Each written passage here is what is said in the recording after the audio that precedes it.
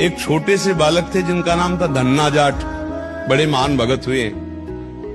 उनको परिवार की मां ले गई कथा सुनाने, तो कथा में कह रहे थे बिना भगवान का भोग लगाए जो खाता है वो पाप खाता है, भगवान की सेवा करनी चाहिए।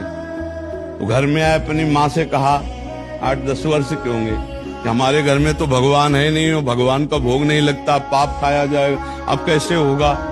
तो कथा का आखिरी दिन था, तो पंडित जी के पास गए, कहा कथा आपने सुनाया कि बिना भगवान का भोग लगाए नहीं खाना चाहिए, भगवान हमारे यहाँ तो भगवान है नहीं, तो आप भगवान दे दो। तो उन्होंने देखा कि बच्चा है, तो उन्होंने कहा देखो कथा समाप्त होगी तब भगवान दे देंगे। अब वो दूसरे दिन जब जाने लगे तो उनके पीछे चले, भगवान दे दो गुरुजी आप कह रहे थे। तो उन्होंने सोचा लड़का है, इसको ठाकुर जी तो दे नहीं सकते, तो भांग खाते थे, तो भांग का बट्टा ऊपर का, कहा ये भगवान है ले लो।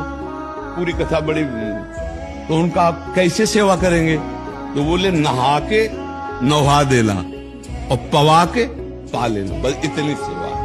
ओ इतने खुशी हो, देखो विश्वास है क्या, भांग का बट्टा, इतने खुशी हो गए कि मुझे ठाकुर जी मिल गए, मुझे भगवान मिल गए। घर में गए, नहाया और ठाकुर जी को ना, वही मतलब भांग के बट्टा को ना, और बाजरे की रोटी, गरीब आदमी सामने रखा, पाओ प्रभु।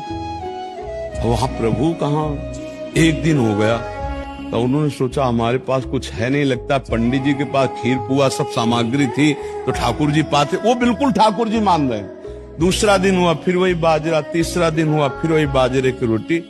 तो वो रो रो करके ऐसे भांग का बट्टा पकड़ा, कहने लगे प्रभु हमारे पास नहीं है कि हम तुम्हें खीर पूड़ी पुआ पवा सके, और गुरु जी ने कहा बिना पवाए पाना नहीं, अगर आप नहीं पाओगे तो हम चाहे मर जाएं लेकिन नहीं पाएंगे।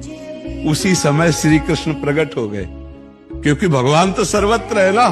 भांग के बट्टे की जगह में श्री कृष्ण बैठे हैं, उन्हीं की अवस्था का रूप लेके, और वो और बाजरे की रोटी शुरू कर दी पाना। तो बोले देखो तुम कितने निर्दयी हो, 3 दिन से तो हमें भूख लगी है, और हमारे घर में ज्यादा कुछ है नहीं, 1-2 रोटी माँ बना पाते, गरीब आदमी, पूरी रोटी तुम नहीं पाओगे, आधी हमें दो आधी तुम पाओ। भगवान ने, और फिर जो लीला का विस्तार हुआ कि धन्ना सेठ हो गए, अपार वैभव।